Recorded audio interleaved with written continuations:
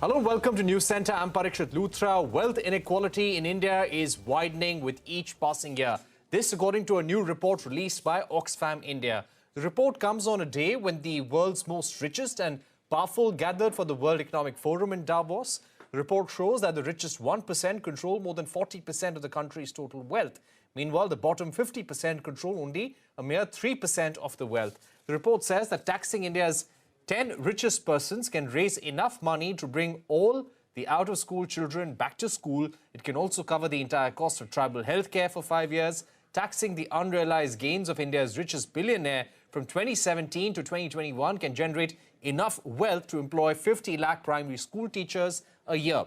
To reduce this disparity, Oxfam India is calling upon the Finance Ministry to introduce policy measures to tax the rich. It has also recommended increasing the budget allocation for education and health sectors. To discuss this further, joining us now is Amitabh Behar, CEO at Oxfam India. Thank you very much for joining us, Amitabh. Let me begin by asking you about your report and the finding that the bottom 50% have had their wealth chipped away in 2021 and 2022, and 10% of the richest in the country own over 80% of the country's wealth. Give us a sense of how income inequalities have impacted the poor. And do you feel that this gap between the rich and the poor has only increased in the year 2021 and 2022? Thank you, Parikshit. Thank you for having me on the show. I must say that the data is clearly showing some staggering numbers. It is really a scandal. What we're seeing is a scandal in the country at the moment. You talked of the wealth controlled by the top 1%. Let me just give you a very simple statistics. 21 top billionaires in this country actually own more wealth than 70 crore of India's population, which is going to be more than 50%. And, I think what's also important is for us to recognize another, I think, a very critical data point. Let me first give you the global figure that in the last 10 years, the wealth created, the top 1% have actually cornered 50% of that wealth. And since the pandemic, they've actually cornered 2/3 of that wealth. So the newly created wealth, 2/3 of it post-pandemic has gone to the top 1%. And this number is not very different. In India, the top 1% have actually taken 40% of those resources, whereas the bottom 50% have just got 3%. So it's fairly clear that even if the wealth is being generated, it's lining the pockets of the super rich and it's getting accumulated at the top. And on the other hand, we have seen the heart-wrenching stories starting from the migrant workers. We saw what happened to the informal sector during the pandemic. So this is really, I would say, a scandal, a wake-up call. We need to smell our coffee and start acting now. This cannot be postponed. And then let me just say one more thing. I think the myth of trickle-down needs to be busted. It's clear, if you look at the data that I talked of, that over the last 10 years, the concentration of wealth has been at the top. So we need to completely change this and take very direct, effectively distributive measures. Right. You've spoken about how reduction in corporate tax rate and exemptions and tax concessions in previous budgets has impacted the poor. You've asked for an increase in wealth tax on the rich and a progressive taxation structure in the budget. Why do you think this is the need of the hour, and why should policymakers hear this out ahead of Budget 2023? So, Parikshit, let me just give you one data point again about the corporate concessions and tax incentives that's called were given last year. So during the year 20 to 21, the projected revenue foregone because of these tax concessions to the corporates was 1,03,000 crores. That's 1.4 years of NREGA expenditure. So just imagine we saw NREGA providing the primary sustenance to the majority of this country. And that could have easily been enhanced, topped up with these resources. So it's fairly clear that these tax incentives do not trickle down to the poor. So we are talking about not just one-time tax. We are looking at windfall taxes. We are looking at wealth taxes, inheritance tax, and progressive taxes. Let me just give you one more data point. I think that's going to be important. 64% of the GST last year came from the bottom 50%, whereas only 3% of the GST came from the top 10%. So this is where we are. I think at least this year, after the pandemic, we've seen the devastation caused. It is important the government listens to both its own political commitments that it's made in its political manifesto. It's also about, I would say, the commitment that our founding mothers and fathers made in our constitution of building an equal society. So I think it's critical that we take specific measures. And let me just also say that these specific measures are not just in the tax architecture. That's going to be one of the fundamental shifts. But I think we need very serious enhanced investments in public services like education and health. And we would also say that, you know, the third dimension that we keep asking for is to actually look at ensuring minimum wages for everyone. And during the pandemic, we saw how the informal sector was suffering. So in minimum wages for everyone, and also relook at minimum wages. Minimum wages must ensure a life of dignity for all. Right. We did see the government taking several measures to support those at the bottom of the pyramid during the pandemic, during the 2 years of the pandemic. But from your report, it seems that over the last 1 year, especially when it comes to inflation, especially when it comes to taxation, the inequalities have widened in the country. Could you specifically, if you speak about inflation first, this has been a key priority for the RBI to get things right, to reduce the inflation, especially the retail inflation. Give us a sense of how rural India has been impacted more and how has been the impact on the poorest in the country. Yeah, so as just I talked of the GST numbers, we work on the ground with communities, and we have seen how the rural inflation actually has made life extremely difficult for the common people. And it's fairly clear that while inflation does not hit the rich people, but it's the poorest of the poor who suffer because of inflation. And we have seen with the Ukraine crisis, we are at this moment confronting multiple crises. So it's the food crisis, we have the fuel crisis, we have the inflation crisis, and we have the unemployment crisis. So all these put together, it's the majority of this country at the moment is facing hardships. And while this is happening, you're looking at a very small bunch of people. And as our report says, that this is really becoming a country only for the rich, are thriving. So that contradiction is something that needs to be addressed directly. Right. Speaking about inequalities when it comes to women, when it comes to caste-based inequalities, has this inequality, has this gap increased, or has it been bridged to some extent? So, you know, I'm glad you're asking this, that every year we look at inequality, and we are fairly clear that in India and probably across the world, the face of inequality is not just economic inequality. We'll need to factor in social inequalities of caste, of gender, of ethnicity, of religion, of geographies in this country. So let me again just give you one data point.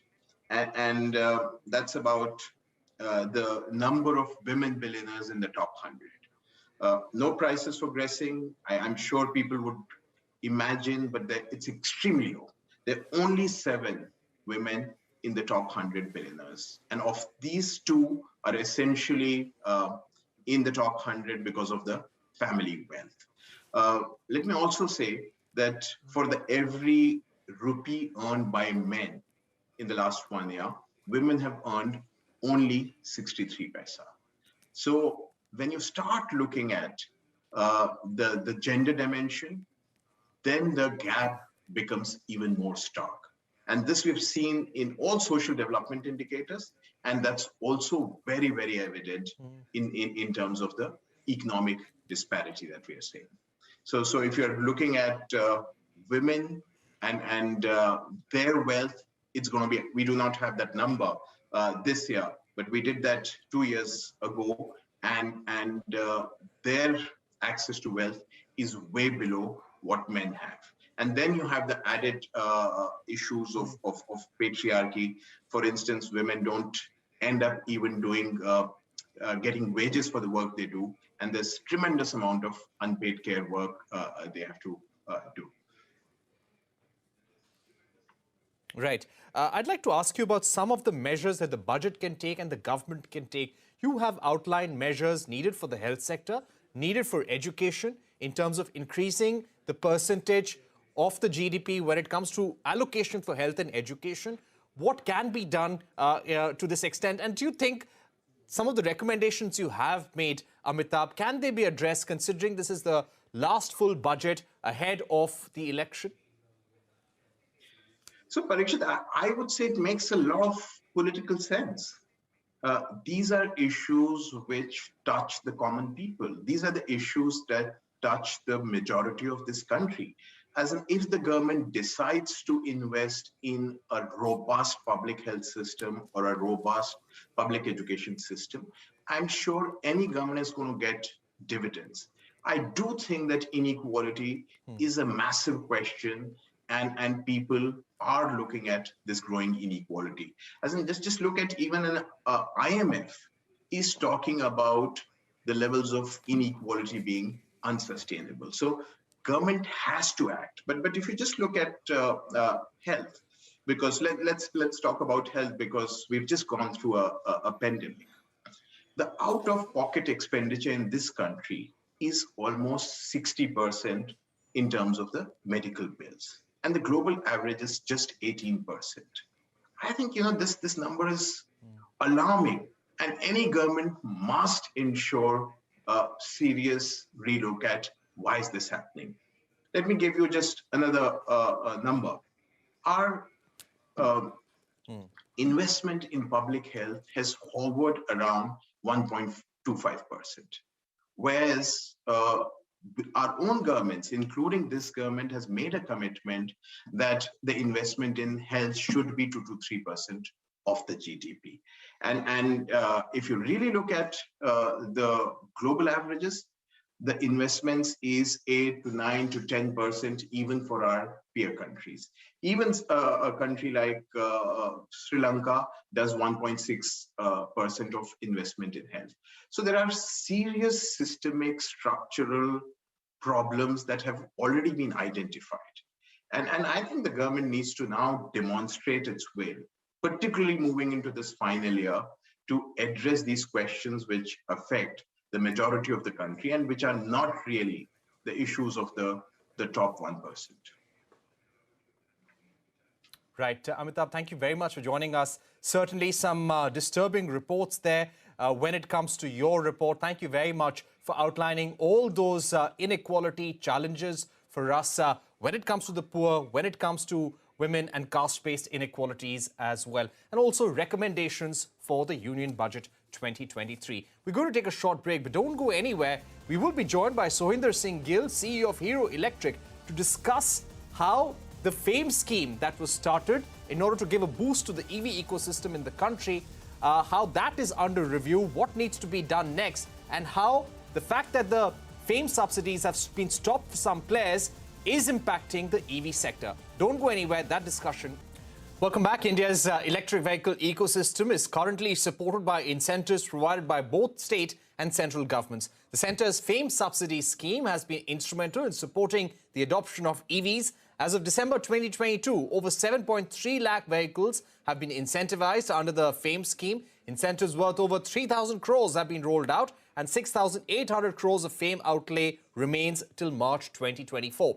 The scheme is slated to end by 2024 unless the government decides on an extension. Alternatively, the ministry is also probing into the alleged misappropriation of Fame subsidies by a few manufacturers, including Hero Electric and Okinawa, who were asked to provide supporting documents on the components used in their electric vehicles and also explain whether all the components were locally sourced or not. To this, Hero Electric denied charges of misuse of funds. The Society of Manufacturers of Electric Vehicles also wrote to Heavy Industries Ministry denying these allegations, saying the ministry acted on the basis of an anonymous email. Let's discuss this further with Sohinder Singh Gill, CEO at Hero Electric. But before we go across to Mr. Gill, let's listen in to Niti Aayog CEO Parameshwaran Iyer. He spoke to Shireen Bhan in Davos about the Fame II subsidy for electric vehicles and whether there would be an extension post 1st April 2024. You talked about PLI, you also talked about electric mobility, and I know that that is something that the Niti has been championing for the last several years now. We're almost at 2024, which is when the sun sets on the current Fame policy. Do you believe that there is need for Fame to continue in its current avatar or perhaps in a different version, or do you believe that it's time to do away with subsidies? Well, there's a lot of demand coming from the industry. Again, this is something which we need to work out with the Department of Heavy Industries and, of course, the Finance Ministry. So that discussion will go on and we'll see how that plays out. Right, EV makers have been flagging concerns about uncertainty over whether this subsidy will continue. They want policy clarity and they want subsidies to continue till 2030. Sohinder Singh Gill, CEO of Hero Electric, is now joining us. Mr. Gill, let me first begin with the letters. You've written a series of letters to the Ministry of Heavy Industries, also to the Parliamentary Committee on Heavy Industries as well. Give us a sense of how the government's action on stopping subsidies to certain EV makers, including Hero Electric, Okinawa, how has that impacted the ecosystem? Thanks, Parikshit. Well, it's not just two, now it's 12. 12 members, most of them association members, have their subsidies stopped for quite some time, which means 80% of the industry, right? And I'm really unaware of this wary of usage of the word misappropriation here. It is being blatantly used by media, by government, perhaps. But imagine when all these members have passed on each and every rupee to the customer and haven't got any money back from the government, where is this word misappropriation coming from? Well, if it is a misappropriation, it has to be perhaps inside DHI, not with the members, right? And as far as the ecosystem is concerned, we are seeing the results for the last 3 months. The two-wheeler, which was supposed to grow at 30%, 20% month on month, are degrowing at the rate of 10 to 20% month on month. Right. Let me also begin by asking you how much of the subsidy has been on hold now. Your last communication with the Parliamentary Committee on Heavy Industries pegged it at 1,100 crores. So since when have you not got subsidies at Hero Electric? And when we speak about these 12 companies that you're putting together, what will be the total amount that is on hold currently? Most of the members haven't got subsidy for the last 12 to 15 months, including us. The amount which was last calculated from the members was 1,100 crores, which was in December beginning. That amount may have risen by 50 to 100 crores by now, which may be touching around 1,200 crores. Is this impacting your day-to-day operation? See, as businesses, there are... Does this impact the availability of Hero Electric to survive as a going concern? Am I audible? Hello, am I audible? Yes, Mr. Gill, you're audible. Okay. See, for these members, some of them have small, not deep pockets. Some of them are able to sustain, and it's a business model that one has to rejig. We are passing on customer subsidies even now. It's not a question of business sustenance, because business will sustain at a whatever way. There are so many headwinds we have faced before also. It's not the first time. And we have waded through the 15 years of our existing being pioneer in electric vehicles. It's more of a business of whether the country will get what it wants, whether the mission of electric mobility will fulfill the thinking, the aspirations of the government, including the Prime Minister, or not. Imagine what will happen if 70% of the industry gets wiped off, and we are talking of 30% adoption in 3 years' time. Where will it go? So the larger perspective is, do we want it to grow, or do we want it to be killed for some other reasons, whether through anonymous complaints or through some people who don't want the industry to grow? Right. I would also like to ask you, and you're saying that you have not benefited in any way, but the rationale being given by a Heavy Industries Ministry is the fact that since the time the FAME subsidy took off, this amount of 1,100 crores has been availed by certain EV makers for giving incentives to customers, but it was based on data that was not accurate. The localization norms, rules of origin norms that were mentioned in the FAME policy as the criteria were not adhered to. So they are trying to balance this amount against what was given earlier. It is also being considered to take back this subsidy from certain EV makers. Has that process really begun, Mr. Gill, of extracting those subsidies back, asking Hero Electric and other companies to return those subsidies? See, again, let me be very clear.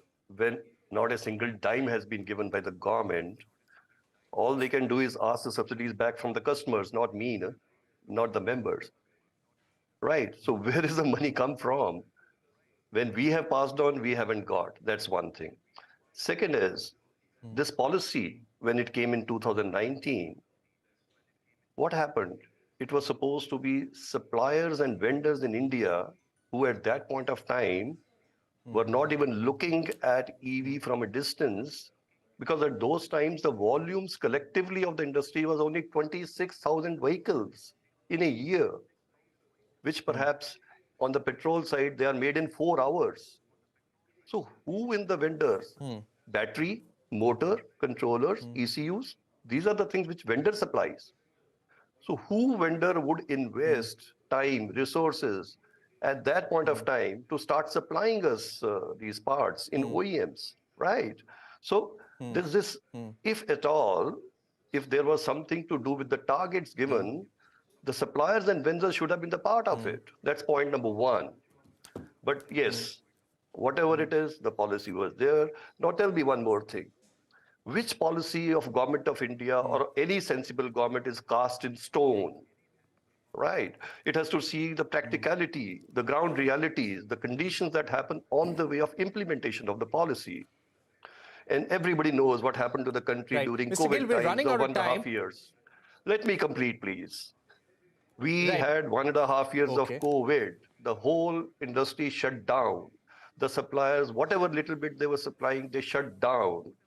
We continue to certify the vehicles as is, as we were doing perfectly all right, and selling it to customers. Adoption kept on happening. Subsidies we kept on giving. So tell me, where is the flexibility in the policy implementation? Right.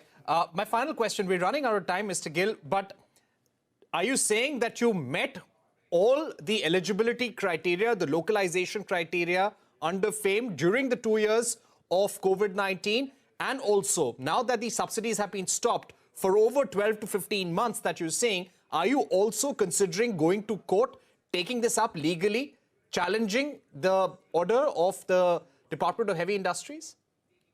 Well, Parikshit, I think we should have more time to discuss this matter. You are asking loaded questions, and you are giving me only 1 minute to answer.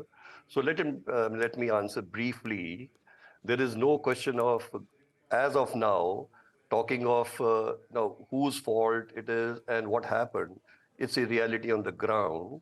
And today, most of my members have got already 100% localized products because supply chain is now running after us for the last 6 months when the volumes went up.